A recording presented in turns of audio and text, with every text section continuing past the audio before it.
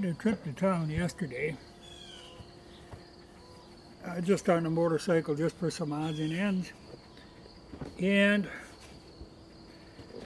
one of the things I was going to pick up was bar oil.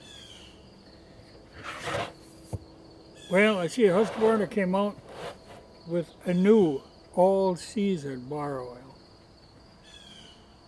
Well, that really isn't the answer.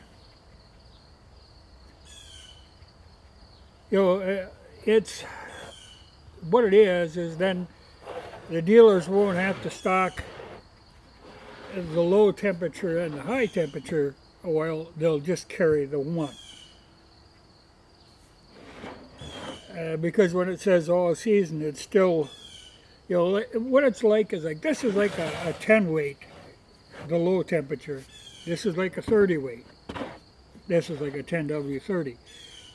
Regardless, anything below freezing, you're supposed to be running this stuff.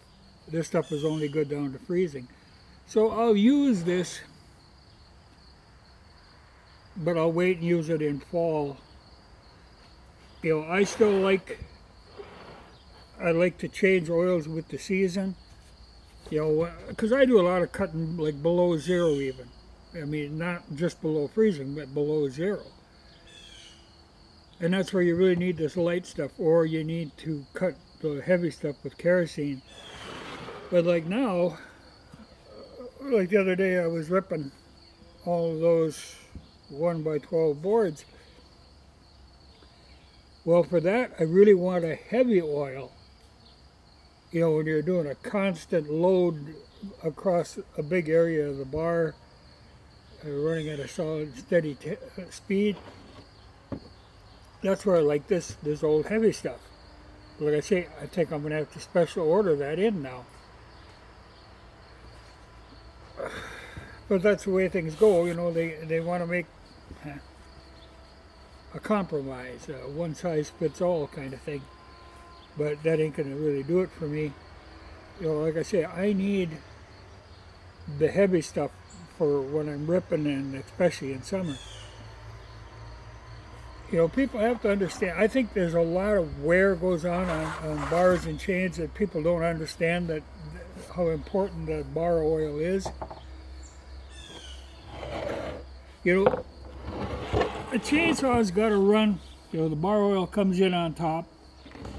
It's got to be able to cling on there to run all the way around the nose and hang on to be able to actually do you some good in the zone where you're actually cutting. Well, if you got the really light oil, it just squirts off. If you got too heavy of oil in cold temperatures, it isn't able to pump it. So you really have to adjust your oil with the season. Now, this I cut,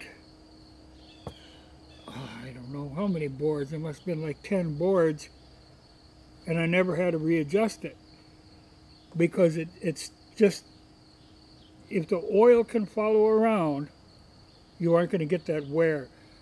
Like a lot of times if people you start getting a lot of wear between the bar and the chain, then you lose the oil. When it gets to the end, it just flies off. It doesn't follow around. You need to have a fairly close fit up there.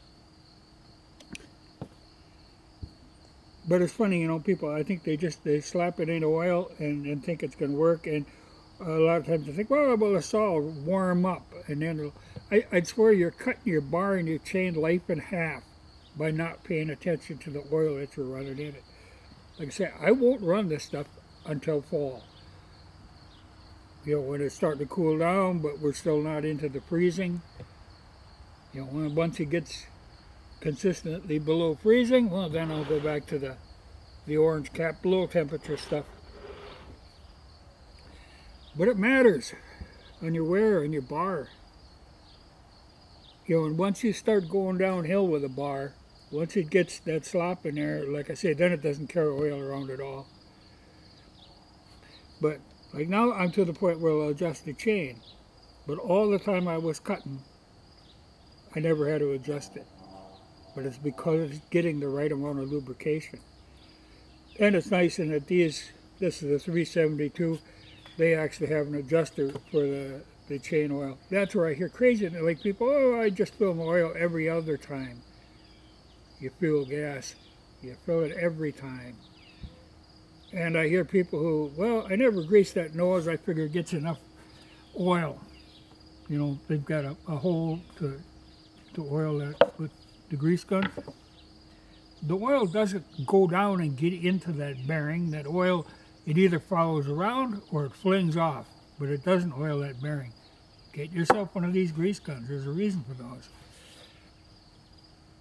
I'd swear people waste half of their bar and their chain life just by not paying attention to the oil that they're using.